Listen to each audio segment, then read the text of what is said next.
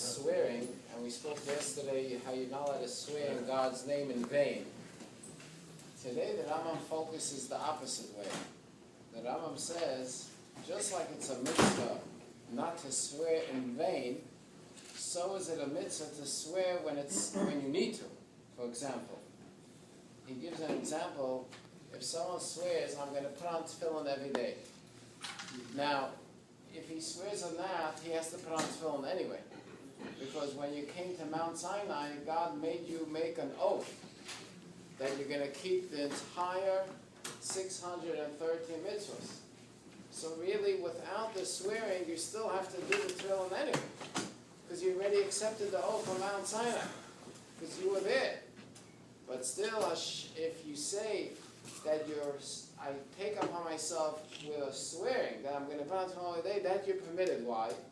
Because in Tehillim, in chapter 119, Pasuk 106, it says, Nishbaiti v'akayema lishmar mishvei tzikecha. I have sworn, and I will fulfill to keep your righteous judgment. So you could swear to encourage yourself to keep what God wants you to keep. So it's almost like an incentive. So it's not in vain. And the same thing, if someone swears to do any positive mitzvah, I swear I'm going to come to shul every day. Why is he swearing? Because he wants to commit himself to do something positive. So that's not in vain. That's a positive. The only thing is you have to keep it. Once you swear, you can't. Now, one more thing the Rambam says about little children. If a child that's, let's say, 10 years old says, I swear I'm going to, swear in God's name that I'm going to do this and this, does he have to, is he obliged to follow his vows? According to Jewish law, if you're a minor, under 10 years old, you're not obliged. However, the Rambam says you need to act with this child and make him feel as if he is obliged.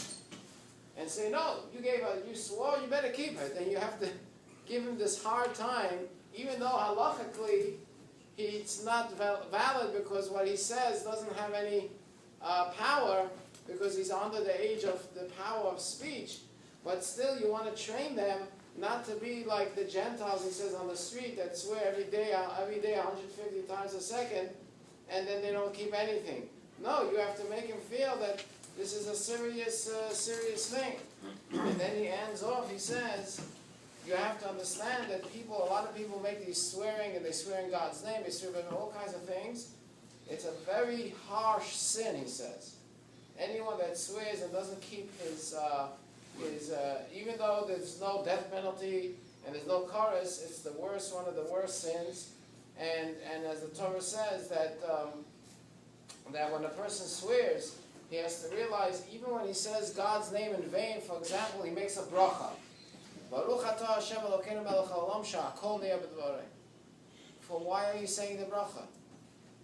You're not eating anything, you're not drinking anything, you just made a bracha. That's also considered saying God's name in vain, and you have to excommunicate him. If you hear someone make a bracha for no purpose, you have to say you're a cherem.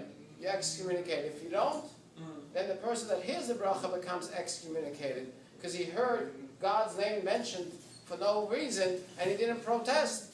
God's name is not a toy. God's name is holy. God's name is elevated. So even if you say a blessing for no purpose, just because saying shaka shaka nevar shadya, that's also a problem. So you have to be very, very careful in what you say and how you say it. And the best thing is always to say these two words. Train yourself to say beli neder without any vow and finish. Just never, every time you say something, even before you start speaking, say beli neder 100 times. So whatever you say, you won't have a problem with, God forbid. And never mention God's name in your vocabulary. Don't use it. Use it till we make a bracha. But what do you have to use God's name for?